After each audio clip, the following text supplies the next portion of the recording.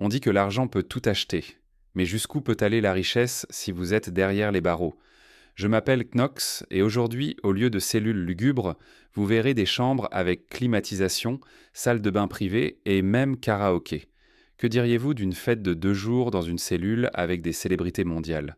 Un sénateur en Colombie a rendu cela possible. Pondok Bambu, Indonésie. Commençons notre voyage à la prison de Pondok Bambu, située dans la capitale de l'Indonésie, Jakarta. Cet endroit a acquis une notoriété scandaleuse en raison du luxe incroyable disponible pour les détenus s'ils ont de l'argent et des relations.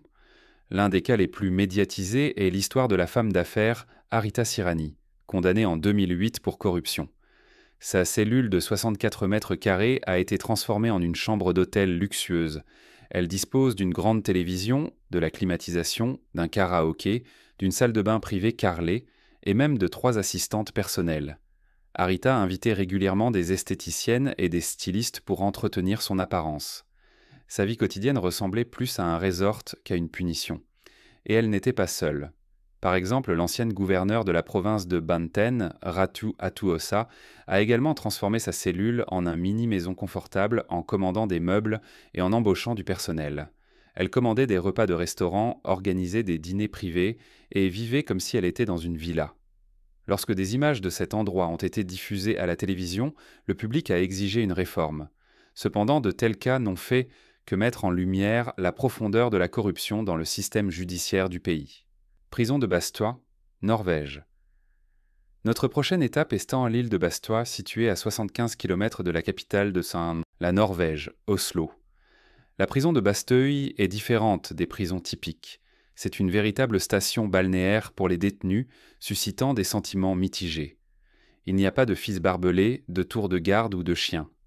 Les détenus vivent dans de petites maisons en bois peintes de couleurs vives où ils s'occupent encore des animaux et pratiquent l'agriculture. Ils ont la liberté de se déplacer et chacun peut gagner de l'argent en travaillant à la ferme. La nourriture ressemble à un menu de restaurant. Saumon grillé, crevettes mexicaines, fruits de mer cuits au four.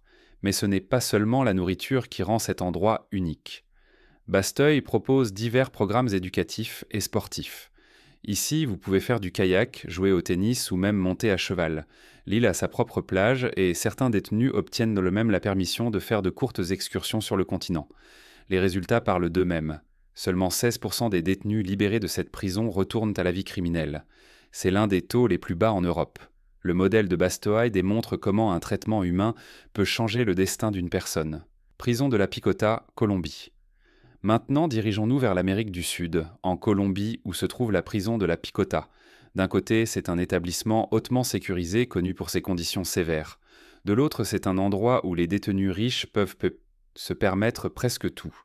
Par exemple, Juan Carlos Martinez, un ancien sénateur condamné pour ses liens avec des cartels de la drogue et des groupes rebelles, a transformé sa cellule en salle de fête. En 2011, il y a organisé une fête d'anniversaire de 2 jours avec 34 invités, y compris des musiciens et des célébrités. Des plats exquis et des boissons de luxe ont été servis à la fête et les gardes ont simplement fermé les yeux. Lorsque des images de cette célébration ont fait surface dans les médias, le public a explosé de colère. Martinez a été transféré dans une autre prison et les autorités ont ouvert une enquête. Cependant, cela n'a pas arrêté le flot de scandales. En 2022, l'un des trafiquants de drogue les plus notoires, Matambo, s'est échappé de la Picota avec l'aide de gardes corrompus. Ces cas mettent en lumière le problème de la corruption. Une prison qui devrait symboliser la justice devient un lieu de privilèges élitistes. Prison de Halden, Norvège. Maintenant, tournons notre attention vers la prison de Halden, souvent surnommée la plus humaine au monde. Située en Norvège, elle s'étend sur une superficie boisée de près d'1 million de mètres carrés. Ouverte en 2010, cette prison a coûté au gouvernement 252 millions de dollars et est devenue un symbole d'une nouvelle approche de la réhabilitation des délinquants. À Halden, les détenus vivent dans des conditions confortables. Chaque unité est une chambre avec une salle de bain privée, une télévision, un réfrigérateur et de grandes fenêtres donnant sur la nature. Les détenus peuvent se déplacer librement dans les locaux et participer à des programmes éducatifs et à des travaux. Une caractéristique unique de Halden est le studio de musique, où les détenus apprennent à jouer de la guitare, de la batterie et du piano. Certains ont même enregistré leurs propres albums. La moitié des gardes ici sont des femmes et elles ne portent pas d'armes pour éviter de créer une atmosphère de peur. Au lieu de cela, les gardes jouent à des jeux sportifs avec les détenus et partageront des repas à la même table. Le résultat de cette approche est un faible taux de récidive. Halden croit que créer un environnement où une personne est respectée l'aide à revenir dans la société mieux préparée et plus consciente. Centre de justice de Leoben, Autriche. Le centre de justice de Leoben en Autriche est une prison que beaucoup qualifient d'hôtel de luxe. Conçu par l'architecte Joseph Hohensiedel, il ressemble davantage à un complexe résidentiel moderne qu'à un lieu d'incarcération. Chaque cellule est une chambre confortable avec salle de bain, télévision et grandes fenêtres laissant entrer la lumière naturelle. Les détenus peuvent utiliser une bibliothèque, une salle de sport et un espace vert pour se promener. Les repas servis à la cafétéria ressemblent à ceux des restaurants. L'objectif principal de cette prison est la réhabilitation.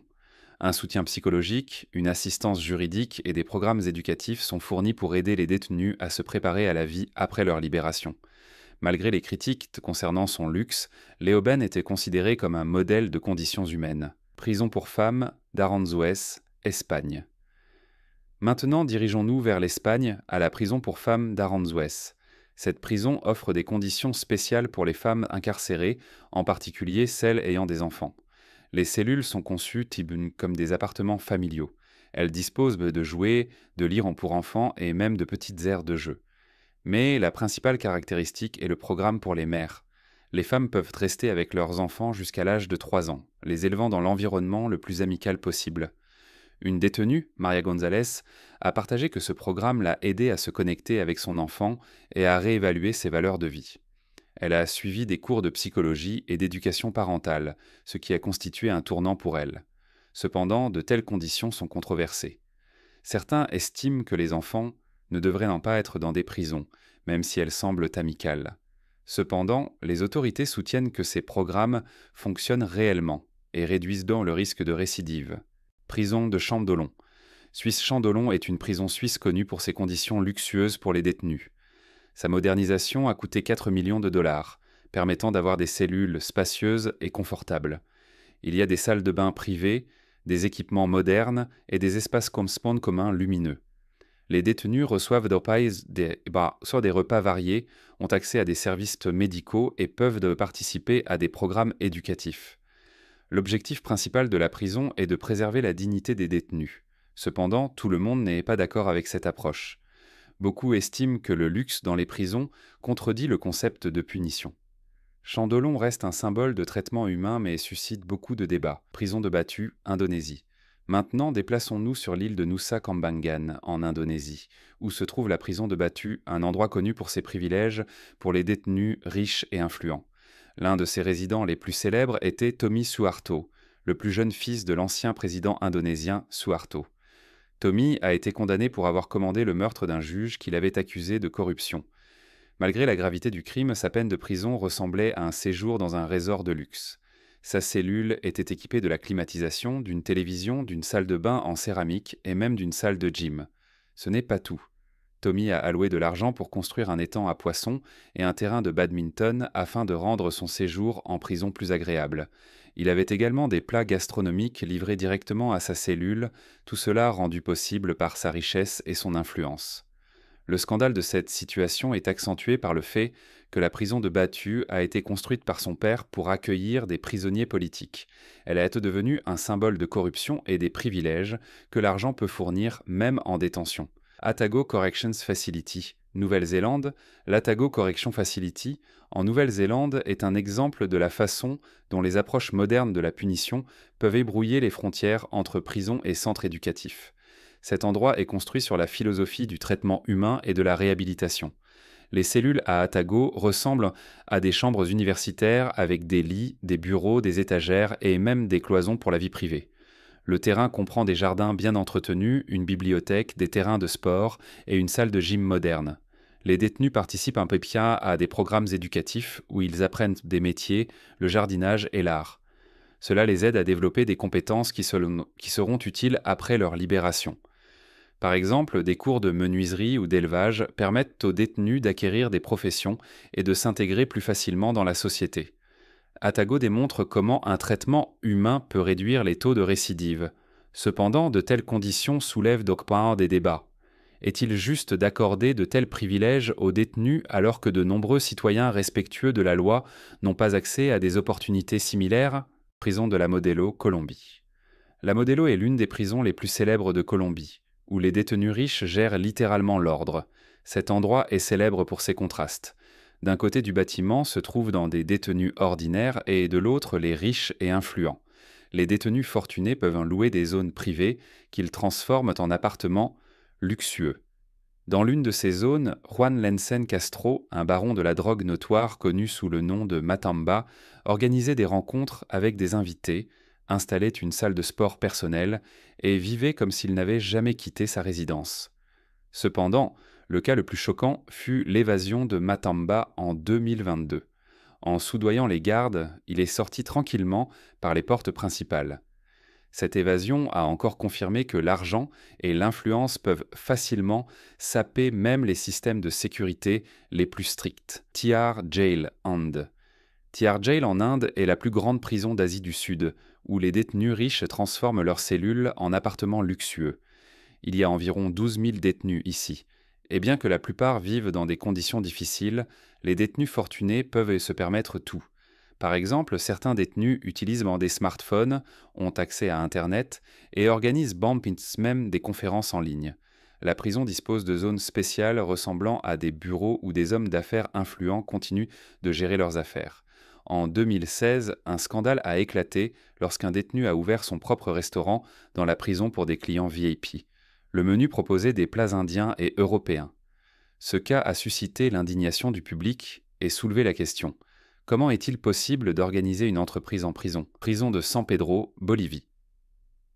Maintenant, jetons un œil à la Bolivie, à la prison de San Pedro, qui ressemble plus à une petite ville qu'à un établissement correctionnel. Ici, les détenus vivent essentiellement comme des citoyens ordinaires, mais avec une liberté limitée. À San Pedro, les détenus achètent leurs propres cellules.